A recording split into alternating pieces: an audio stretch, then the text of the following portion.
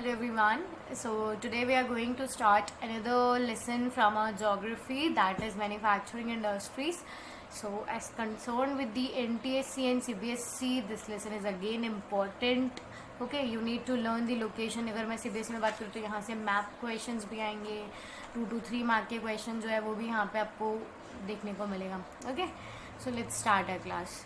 सो manufacturing industries की अगर बेटा मैं बात करूँ तो मैन्युफैक्चरिंग इंडस्ट्रीज़ का पहली बात तो मतलब होता ही क्या है.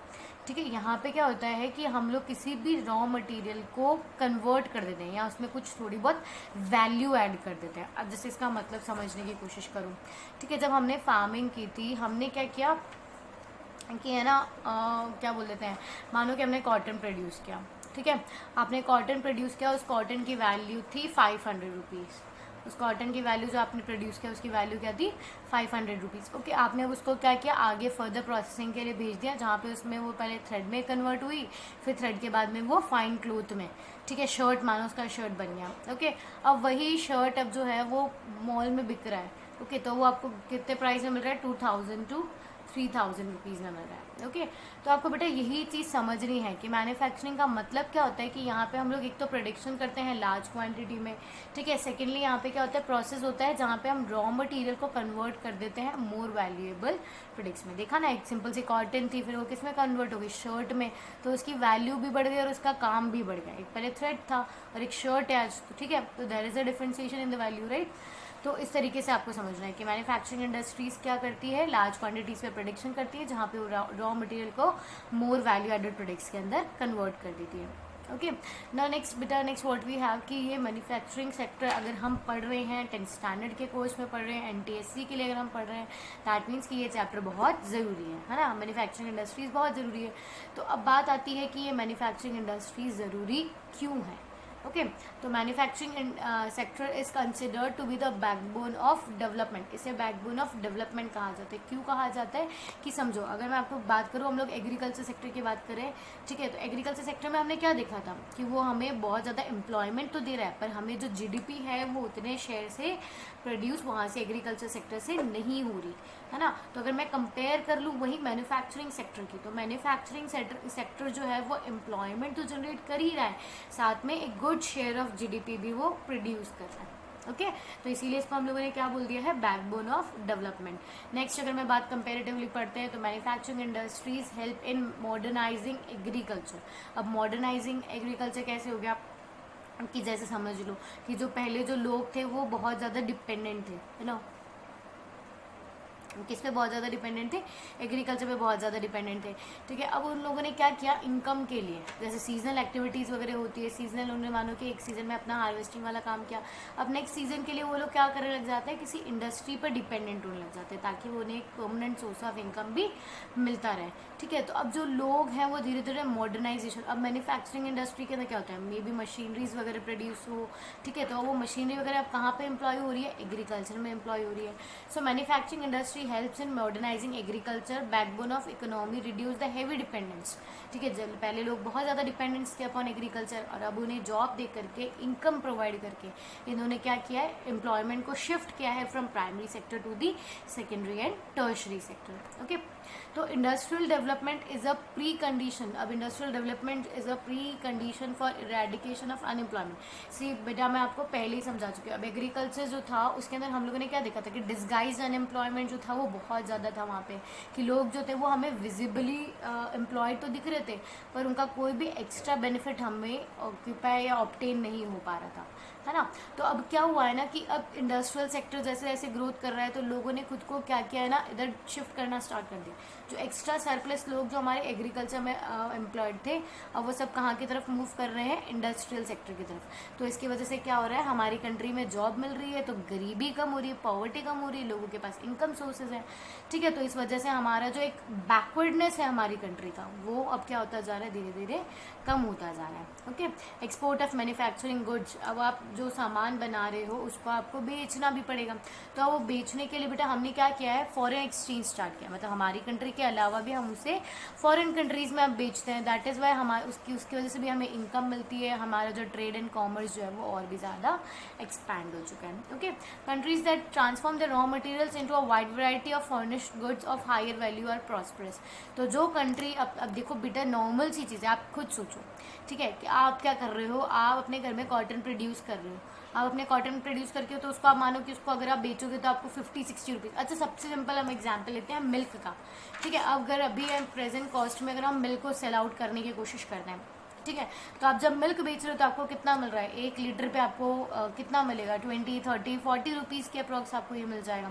ओके, पर अगर वहीं पे अगर आप इसका घी बना के प्रोड्यूस कर रहे हो तो वो 400 to 600 to 700 उसका वेरिएशन जा सकता है ना। तो आप ये चीज़ समझने की कोशिश करो कि जो मैन्युफैक्चरिंग है वो क्या कर रहा है, सभी सामानों पे वैल्यू ऐड कर रहा है, और अगर किसी भी ऑब्जेक्ट पे वैल्यू एडिशन हो जाएगा तो कंट्री की भी इनकम, इकोनॉमी दोनों ग्रो करेगी। ओके, तो हमें ये तो समझ में आ गया कि मैन्युफैक्चरिंग इंडस्ट्रीज होती क्या है, मैन्युफैक्चरिंग इंडस्ट्रीज हमारे लिए इम्पोर्टेंट क्यों है, ठीक है। अब ये हमारी जीडीपीएल ग्रोथ में, जीडीपी में हमें किस तरह से कंट्रीब्यूट कर रही है वो भी हम लोग समझ लेंगे। See, over the last 2 decades, the share of manufacturing sector has stagnated at 17% of GDP out of total of 27% from the industry. ठीक है, अगर बात करें तो अब हमारे इंडिया का जो GDP है उसका 17% जो है, ठीक है, 27 तो पूरा टोटल इंडस्ट्री देती है, उसमें से 17% तो कौन सा दे देती है, मैन्युफैक्चरिंग सेक्टर दे देता है केवल। It's a large number. Okay, तो विथ अप्रोप्रिएट पॉलिसी, अब ठीक है हम मानते एक सेटिस्फैक्ट्री लेवल पे नहीं है बट एक अच्छे लेवल पे हम लोग। ओके, तो अब उसी सेटिस्फैक्ट्री लेवल पे पहुंचने के लिए या जो कंडीशन हमारी करंट में है उसको इम्प्रूव करने के लिए हमने क्या करा है, पॉलिसीज को भी इंटरवेंट करना, मतलब इंटरव्यू करना, मतलब बहुत ज़्यादा, या तो उसमें चेंजेस लाना या न्यू फ्रेम कर देना स्टार्ट कर दिया है by the government and renewed efforts by the industry to improve productivity. ठीक है, अब जीडीपी में कंट्रीब्यूशन बढ़ाने के लिए या एक प्रॉपर बेनिफिट या प्रॉफिट अर्न करने के लिए अब हम लोगों ने क्या किया है, इंडस्ट्रीज़ ने अपनी जो पॉलिसीज़ है उनको भी रिन्यू किया है ताकि वो प्रोडक्शन में भी क्या कर सके, इम्प्रूवमेंट ला सके। इकोनॉमिस्ट जो है उन्होंने प्रिडिक्ट किया है कि जो मैन्युफैक्चरिंग है वो अपना जो टारगेट है, मतलब अगर मैं बात करूँ कि मानो फॉर एग्जांपल अभी 17% कर रही है, ओके, तो अगर मानते कि हम उसका अज्यूम करते कि वो जाकर के कभी 30%, 35% वगैरह प्रोड्यूस करने लगेगी, तो ये जो हमने इसको एक गोल दिया है, एक टारगेट दिया है, वो नेक्स्ट 10 ईयर्स के अंदर, लगभग नेक्स्ट कमिंग डिकेड्स के अंदर वो उसे फुलफिल कर लेगी। Okay, that means people are having a belief upon the manufacturing sector कि अगर हमारी इकोनॉमी को अगर हमें ग्रोथ करवाना है तो हमें development as well as GDP dependence जो है वो कहाँ से ग्रो करवाना पड़ेगा, मैन्युफैक्चरिंग सेक्टर से ग्रो करना पड़ेगा। ओके, इसके लिए हम लोगों ने क्या सेटअप किया है, एनएमसीसी। ठीक है, अब ये क्या होता है, नेशनल मैन्युफैक्चरिंग कॉम्पिटिटिवनेस काउंसिल। जो ये ऑब्जेक्टिव्स जो मैन्युफैक्चरिंग सेक्टर के लिए, सी हम लोगों ने जब एग्रीकल्चर के बारे में पढ़ा था बेटा, तो एग्रीकल्चर में बहुत सारी चीज़ें हम लोगों ने, बहुत सारे लाइक किसान क्रेडिट कार्ड हुआ, ग्रीन रेवोल्यूशन हुआ, टेक्नोलॉजिकल इंस्टीट्यूशनल रिफॉर्म्स पढ़े थे हम लोगों ने, है ना। तो आपको ये चीज़ समझने की ज़रूरत है कि एग्रीकल्चर कैसा था, हमारे पास जीडीपी में शेयर बहुत कम था, एम्प्लॉयमेंट का पार्टिसिपेशन बहुत ज़्यादा था, तो जो एक हर चीज़ जो किसी न किसी चीज़ की कमी थी उसको ओवरकम करने के लिए हम एक इंस्टीट्यूशन को सेटअप कर रहे हैं, है ना। तो यहाँ पर भी हम manufacturing is performing good, okay, पर उसको और ज़्यादा एक्स्ट्रा परफॉर्म करवाने के लिए, और ज़्यादा उसमें इम्प्रूवमेंट और ग्रोथ लाने के लिए हमने क्या किया है, यहाँ पे एनएमसीसी काउंसिल को सेटअप कर दिया। ठीक है, that is national manufacturing competitiveness council. ठीक है, और इसके ऑब्जेक्टिव्स क्या है, see it is clearly predicted that manufacturing can achieve its targets over the next decades. Clear है। Next what we have is location of industries. अब बेटा ऐसा तो नहीं है ना कि मानो आपको 1 करोड़ रुपए मिले हैं, आपको 5 करोड़ रुपए मिले, जितना भी आपके पास अच्छा खासा इन्वेस्टमेंट है तो आप है ना कहीं भी चले गए और आपने जाकर के अपनी इंडस्ट्री सेटअप कर दी। ठीक है, ऐसा नहीं होता। हम लोग जब कहीं भी कोई भी इंडस्ट्री सेटअप करते हैं, हम लोग मानो कि कॉटन की कर रहे हैं चाहे शुगर केन की कर रहे हैं, हम जब किसी भी चीज़ की इंडस्ट्री सेटअप करते हैं ना, तो उसके पहले हमारे पास कुछ सेट ऑफ आइडियाज़ होते हैं या कुछ सेट ऑफ मैपिंग्स होती है, उसके बेसिस पे हम लोग ना इंडस्ट्री को लोकेट करते हैं। ठीक है, अब मानो कि इंडस्ट्रियल लोकेशन, अब मानो कि आप इसको समझ ही लेते हैं कि ऐसे कौन कौन से फैक्टर्स हैं जिनके जो डिपेंड करती है हमारी इंडस्ट्रियल लोकेशन पे।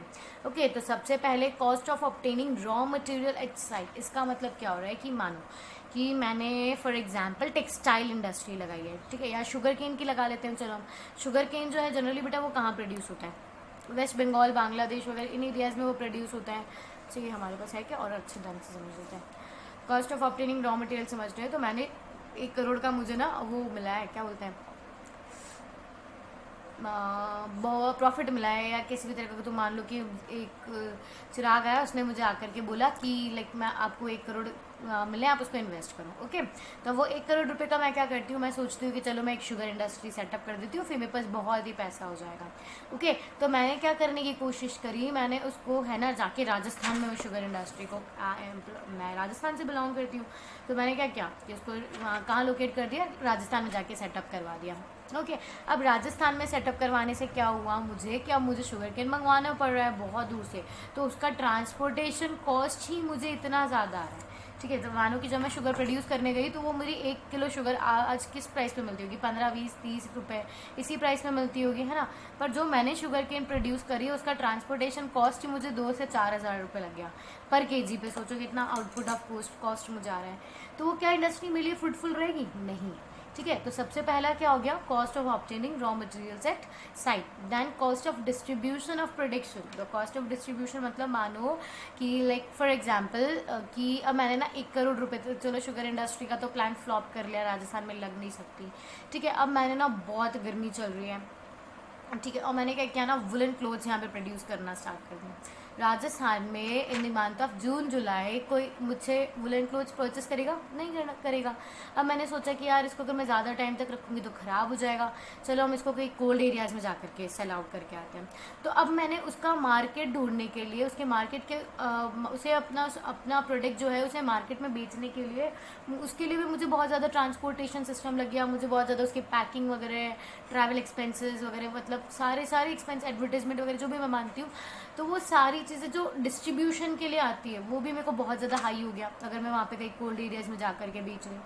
तो these are the ill factors. Okay, so you need to pay attention कि जो रॉ मटेरियल जो हमें चाहिए वो भी उसी एरिया में अवेलेबल हो, हम जो प्रोड्यूस कर रहे हैं वो उस एरिया की रिक्वायरमेंट हो। मतलब कि जैसे फॉर एग्जाम्पल मानो कि अगर मैं समर में, अगर मैं यहाँ पर हूँ राजस्थान में हो, तो हम लोग ऐसे कुछ ना इलेक्ट्रॉनिक्स वगैरह ऐसे कूलर वगैरह ऐसी चीज़ें हम जनरेट कर सकते हैं जिस चीज़ की लोगों को नीड हो और वो उसे इजीली अट्रैक्ट कर ले और परचेज कर ले। Okay, decision to locate factory at site मतलब एक आइडियल लोकेशन होता है ना, जहाँ पे कि मतलब मानो कि अगर मैं जाकर के किसी पहाड़ पे जाकर के अपनी इंडस्ट्री सेटअप कर देती हूँ तो वो चीज़ मेरे लिए फेवरेबल नहीं होगी।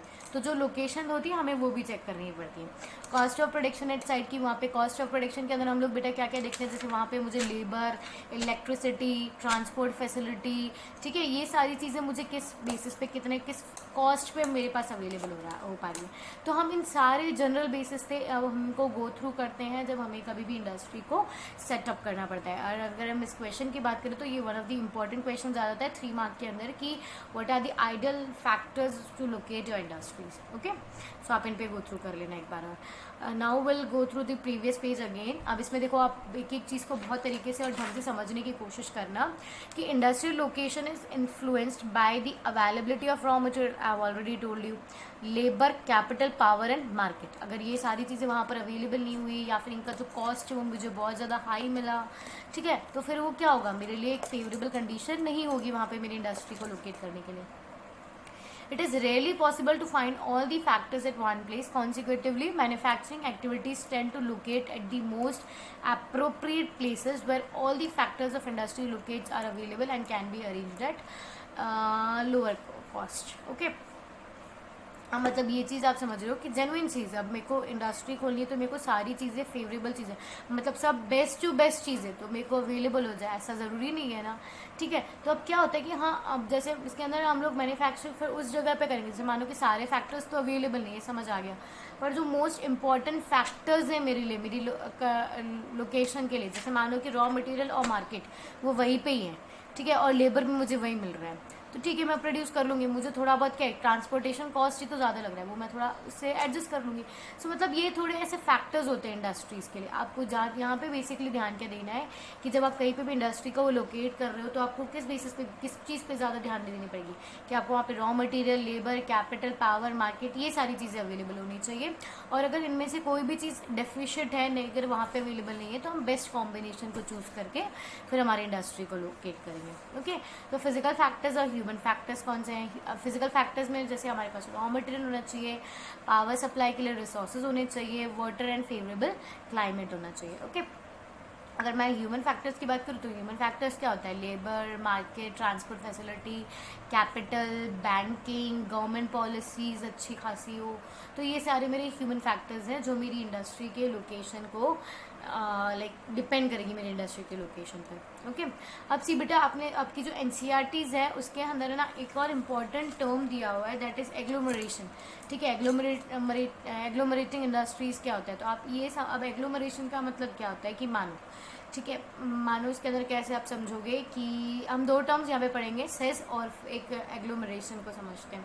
तो एग्लोमरेशन के अंदर क्या होता है ना कि अब मानो कि फॉर एग्जांपल कि मैं मेरी इंडस्ट्री यहाँ जाके लोकेट कर देती हूँ, है ना, और फिर एक और इंडस्ट्री आ जाती है, फिर एक और इंडस्ट्री आ जाती है, फिर एक और इंडस्ट्री आ जाती है, तो धीरे धीरे जब मैंने इंडस्ट्री सेटअप करी तो बहुत सारी इंडस्ट्रीज़ एक साथ आकर के सेटअप हो जाती है जगह, मानो कि 10-15 इंडस्ट्रीज़ आकर के सेटअप हो जाती है। ठीक है, अब हम लोग क्या करते हैं, आप सोचते हैं कि यार ट्रांसपोर्टेशन तो सबको ही करवाना है, एनर्जी जो रिसोर्सेज चाहिए, इलेक्ट्रिसिटी वो तो सबको ही चाहिएगी, तो अपन क्या करते हैं आपस में शेयर कर लेते हैं इन बेनिफिट्स को, है ना, आपस में क्या करते हैं इन बेनिफिट्स को शेयर कर लेते हैं। तो एग्लोमरेशन का मतलब यही होता है कि जब बहुत सारी इंडस्ट्री साथ में आती है और वो अपने बेनिफिट्स को शेयर कर लेती है तो उसे क्या बोला जाता है, एग्लोमरेशन इंडस्ट्रीज। ठीक है, डिपेंडेंस हो जाती है, मे बी फॉर ट्रांसपोर्ट हो जाता है या फिर मैं क्या बोलती हूँ पेट्रोलियम वगैरह जो एनर्जी रिसोर्स होते हैं, इलेक्ट्रिसिटी होता है, लेबर होता है, ये सब डिपेंडेंसी होती है उन लेबर्स इंडस्ट्रीज़ की। ओके, इंडस्ट्री मार्केट लिंकेज, अब इसका मतलब कि जब एक प्रोडक्ट को जब हम प्रोड्यूस करते हैं और उसे जब हम मार्केट में बेचते हैं तो वो पूरी पर्टिकुलर साइकिल देखो आप समझो। हम लोग पहले हम लोग क्या करेंगे, इंडस्ट्री सेटअप कर दी, फिर हम उसमें इनपुट्स डालेंगे, इनपुट्स फिर तभी आप कहीं पर भी आपको पता है ना, आप कंप्यूटर्स वगैरह भी चलाते हैं तो आप पहले कुछ इनपुट देते हो कंप्यूटर को, ठीक है, उसके बाद में वो आपको आउटपुट देता है। तो जब हमें यहाँ से फैक्ट्री से कोई प्रोड्यूस चाहिए तो हम लोग भी पहले क्या करेंगे, उसको एक इनपुट देंगे, है ना, अगर हमने इनपुट दिया तो फिर फैक्ट्री हमें क्या देगी, आउटपुट देगी। ठीक है, तो अब वो फैक्ट्री हमें आउटपुट कैसे देगी वो भी समझो। यहाँ पे हमने रॉ मटेरियल्स डाल दिया, सारे फैक्टर्स ऑफ प्रोडक्शन डाल दिए। फैक्टर्स ऑफ प्रोडक्शन आपको पता है, आपने 9th स्टैंडर्ड में पढ़े थे, लैंड, लेबर, कैपिटल, एंटरप्रेन्योर। ठीक है, वापस याद कर लो, लैंड जो था वो सबसे ज़्यादा मतलब like fixed factor of production बोला जाता है, लेबर जो काम करने वाला है, कैपिटल में भी हम लोगों ने फिक्स्ड और वर्किंग कैपिटल पढ़ा था, याद है, और फिर लास्ट एंटरप्रेन्योर मतलब ह्यूमन रिसोर्स जो हमने पढ़ा था। ठीक है, तो ये फैक्टर्स ऑफ प्रोडक्शन अगर हम उसको इनपुट में दे रहे हैं, उस पर लैंड, लेबर, कैपिटल सब लगा रहे हैं, फिर क्या हो रहा है, हमारे पास एक आउटपुट जो अब इन सबको हम लोग ट्रांसपोर्ट करके कहाँ तक ले जाएंगे, फैक्ट्री में सब इनमें मतलब प्रोसेसिंग होगी, सारा सब कुछ, फिर क्या बनेगा, आउटपुट बन जाएगा। फिर आउटपुट को हम फैक्ट्री में तो नहीं रहने देंगे, हम उसे मार्केट में सेल करने जाएंगे, फिर हमें ट्रांसपोर्टेशन कॉस्ट लगेगा और फिर फाइनली उसे मार्केट में बेच देंगे। और तो जब हम इनपुट लगाते हैं तब भी हमें मनी चाहिए, और जब हम मार्केट में बेचने जाते हैं तो उसके बदले भी हमें क्या मिल जाता है, मनी मिल जाता है। फिर उसी मनी को हम वापस इंडस्ट्री में लगा देते हैं और ये जो साइकिल है वो कंटिन्यूसली मूव करती रहती है। तो आप काफ़ी समझदार हो, समझ जाओगे। ओके, फिर आपको मैंने अभी एक टॉपिक बताया था कि सेस भी हम डिस्कस करने वाले थे। आई थिंक सो ये चीज़ें आपको पहले से ही पता होगा कि सेस क्या होता है, फिर भी ये आपके एनटीएससी पॉइंट ऑफ व्यू से सच में बहुत इंपॉर्टेंट है, तो पे अटेंशन। सेस का मतलब होता है स्पेशल इकोनॉमिकल जोन्स। अब स्पेशल इकोनॉमिकल जोन्स के अंदर क्या होता है ना बेटा, जैसे समझने की कोशिश करो कि अभी कोरोना की वजह से क्या हुआ है कि चाइना में बहुत सारी इंडस्ट्रीज जो है या बहुत सारी इकोनॉमीज जो है वो चाइना के अगेंस्ट हो गई है, और वो लोग क्या डिमांड करी कि हम लोग हमारी जो इंडस्ट्री अभी तक हमने चाइना में सेटअप करी थी उसे हम लोग माइग्रेट करके इंडिया में ले आते हैं। ठीक है, अब ये फॉरेन इंडस्ट्रीज से रिगार्डिंग होता है सेस स्पेशली। तो बेटा सेस क्या होता है, एक स्पेशल इकोनॉमिकल जोन होता है जहाँ पर हम लोग जो न्यू या फिर न्यू बोल सकते हैं, या फिर हम लोग जो फॉरेन कंपनीज हैं, स्पेशली फॉरेन कंपनीज, ठीक है, केवल फॉरेन कंपनीज ही होते हैं, हम telling about specially foreign companies, जिन्हें हम लोग यहाँ पर वेलकम करते हैं। ठीक है, और उन्हें हम लोग इनिशियल 5 years टेन्योर के लिए हम लोग उनसे कोई भी लाइक बोलते हैं ना टैक्स वगैरह उनसे नहीं लेते हैं। ठीक है, और बहुत सारी जो फैसिलिटीज़ होती है वो हम उन्हें ईजी कॉस्ट पर अवेलेबल करवाते हैं। अब जैसे नॉर्मली मान लेते हैं कि हम लोग जब बेटा एक फैक्टर्स ऑफ प्रोडक्शन जब आप पढ़ते हो ना कि आप इंडस्ट्री को लोकेट करने आते हो तो बहुत उसमें एक सबसे इंपॉर्टेंट चीज़ होती है गवर्नमेंट पॉलिसी भी। तो अगर मैं बात करूँ कि अगर चाइना से बहुत सारी कंट्रीज़ जो है वो इंडिया में आना चाहती है तो इंडिया के लिए उनके पास केवल इंडिया में हर्डल क्या चीज़ है कि इंडिया में जो थोड़ा लेबर लॉ है ना वो थोड़ा रिजिड है, okay, as compare to China. ठीक है। तो थोड़ा सा उसे रिजिड होने की वजह से जो कंट्रीज है वो थोड़ा बहुत हेजिटेट करती है। तो पर ये जो स्पेशल इकोनॉमिकल जोन होते हैं ना, यहाँ पे हमारे पास उनको जो लाइक बोलते हैं ना, जो बेसिक उनकी रिक्वायरमेंट होती है वो भी उन्हें लोअर कॉस्ट में मिलती है। उन्हें जो गवर्नमेंट टैक्स देना होता है वो भी इनिशियल 5 ईयर्स के लिए मना कर दिया जाता है। और लेबर वगैरह ऐसे कुछ और भी अदर जो लॉज होते हैं provided by the government under the government, central government और द स्टेट गवर्नमेंट, पर इन एरियाज़ में क्या मिलती है, उन्हें थोड़ी सी छूट मिलती है। ओके, उनके फेवरेबल कंडीशन उन्हें यहाँ मिलती है। तो फेवरेबल कंडीशन होती है, तो वो फेवरेबल कंडीशन उन्हें क्या करती है, अट्रैक्ट करती है इन्वेस्टमेंट करने के लिए, है ना। समझ आ गया? Thank you. सो अभी पर्टिकुलर इस चैप्टर के अंदर तो हम लोगों ने मैन्युफैक्चरिंग क्या होता है, क्यों ज़रूरी है हमारे लिए, इंपॉर्टेंस और इसका कंट्रीब्यूशन पढ़ लिया था। उसके बाद में हमारे पास आइडियल ऑब्जेक्ट्स कौन कौन से होते हैं जब हम इंडस्ट्री को सेटअप करते हैं। अब ना बेसिकली नेक्स्ट वीडियो के अंदर हम लोग समझने वाले हैं classification of manufacturing industries. Okay, thank you.